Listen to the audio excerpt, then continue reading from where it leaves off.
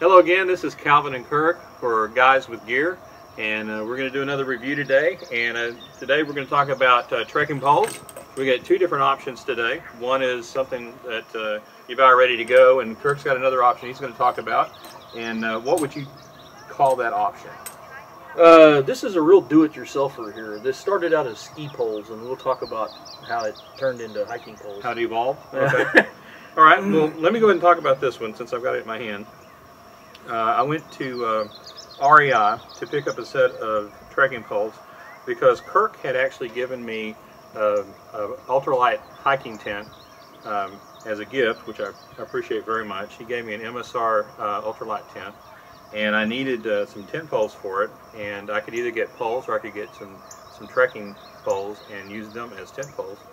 And so I decided to go ahead and buy some trekking poles, and when I went out to do some shopping, I found I had quite a bit of an assortment of poles that I could use, and I decided to go with some really ultralight poles since I'm kind of getting into ultralight hiking.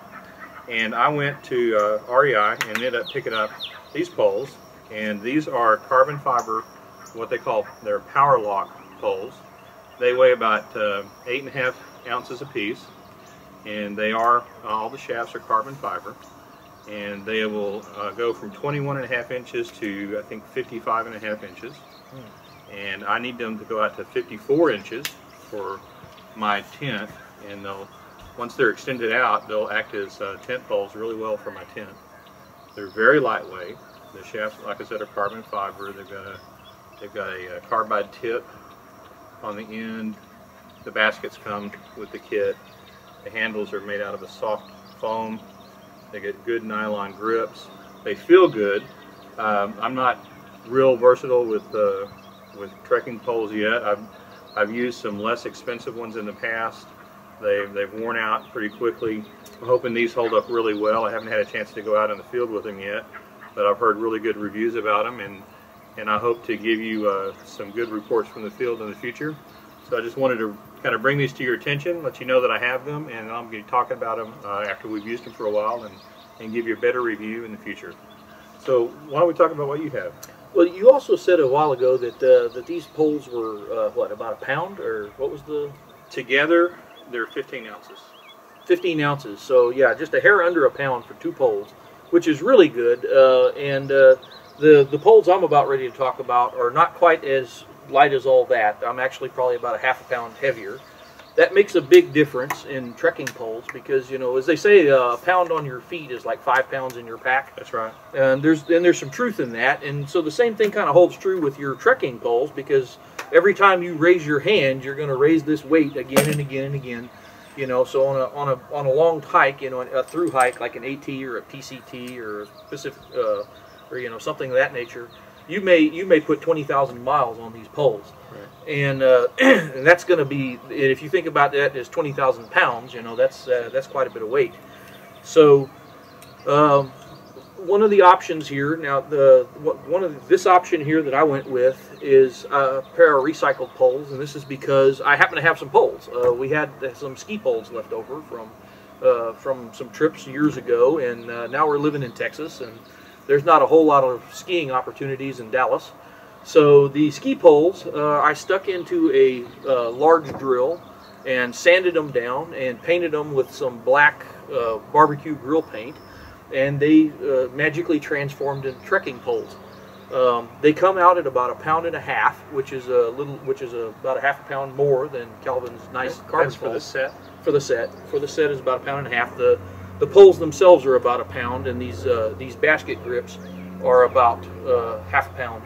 You know, that's not too bad, because some of the stuff that I was looking at REI that were steel and aluminum were actually weighing in at 2 pounds. Right, and a lot of that has to do with all these nifty, those nifty adjustments that you were looking at, because yours has the advantage of being 1 pound and having all the adjustment, and these are 1.5 pounds and have no adjustment. But the price was right at $0. And these were $130. And those were $130. Now these, when they were new as ski poles, I seem to remember them costing somewhere in the tune of about $50. but that's been so long ago. I don't know that that price means much in today's market. These poles are going on 25 years old now, and they were high. They were really great things at the time. One of the advantages of having a solid pole over having a collapsible pole is that when you're climbing or you're going over a kind of a more of a klettering, when you're going up a small hill, you can actually stab these suckers in the ground and walk right on top of the pole. So these things can give you some serious purchase in a very steep incline in a gravelly or a soft dirt, where you can really jab them in there. Yeah, they're not going to bend. They're not bending. They're not going poles. anywhere. I mean, I've repainted them. These actually went with me for a long time as as green ski poles. I just took them, as they were, and I've repainted them a couple of times. And so this is after I've stepped on them sideways, probably I don't know how many hundreds of times, and they're still they're still straight. They're still working. They're still okay.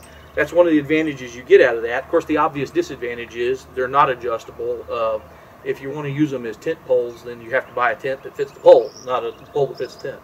Right. Now, I will say that one of the disadvantages of an adjustable pole, and I've seen this on other poles, especially the type of adjustment that I have, is that these clips will sometimes get out of adjustment, and you'll need to re-tighten this screw, and eventually these things will wear out and the pole pretty much becomes useless because it won't hold this adjustment anymore.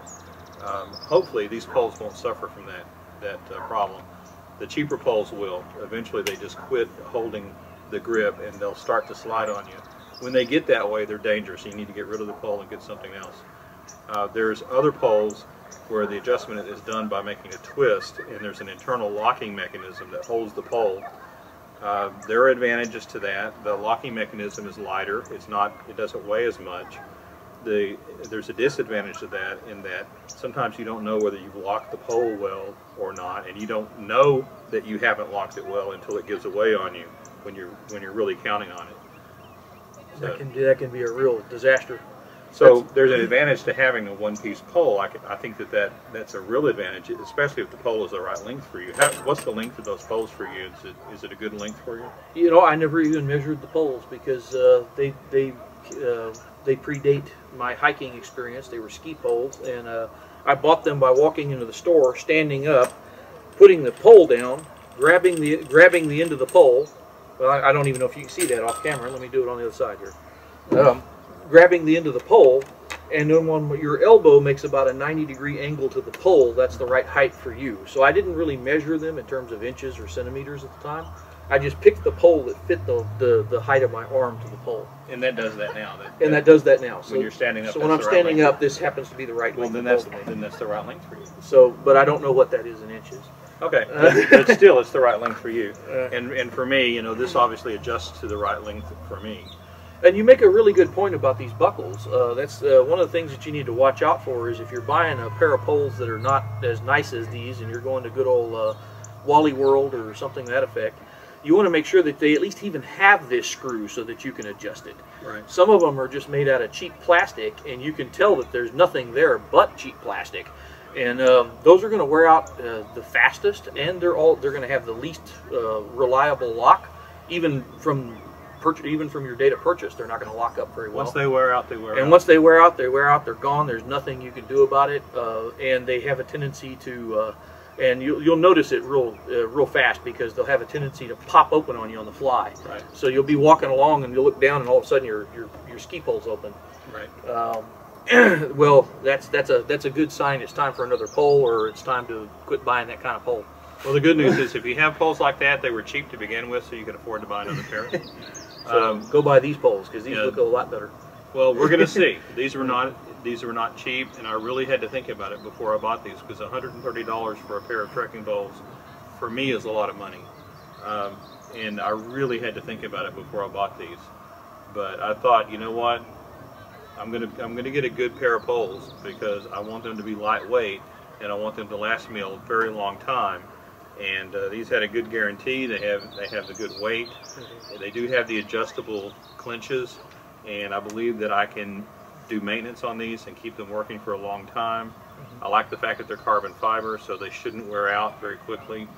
And you know, I'm going to review these from time to time on the show, and I'll let you know how they do over the long haul.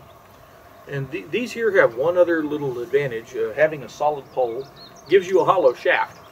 And what I did with this one, and I was going to try to take it apart here, but it's actually pretty sticky to get this handle off of here.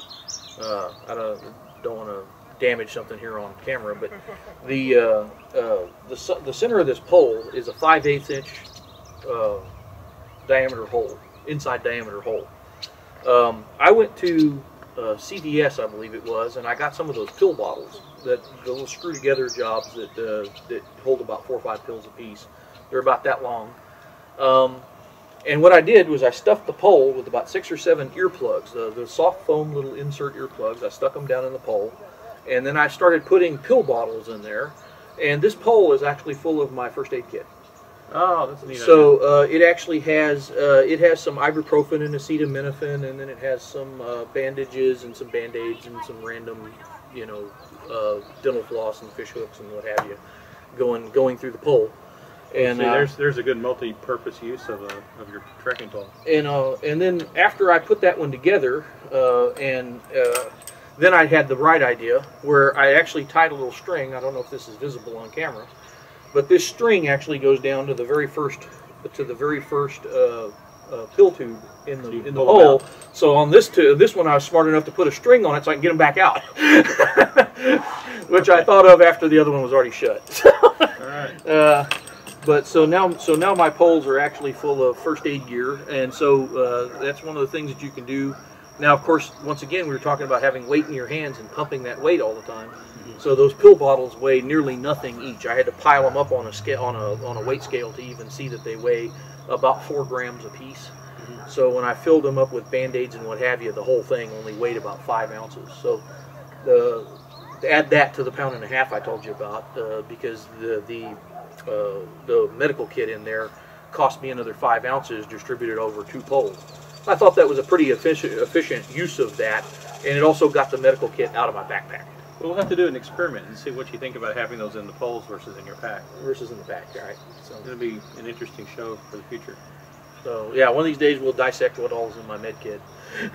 Cool. And whether or not it was worth having it in my hand all the time. Well, now I think we have a good excuse for doing a show on how our poles went for us.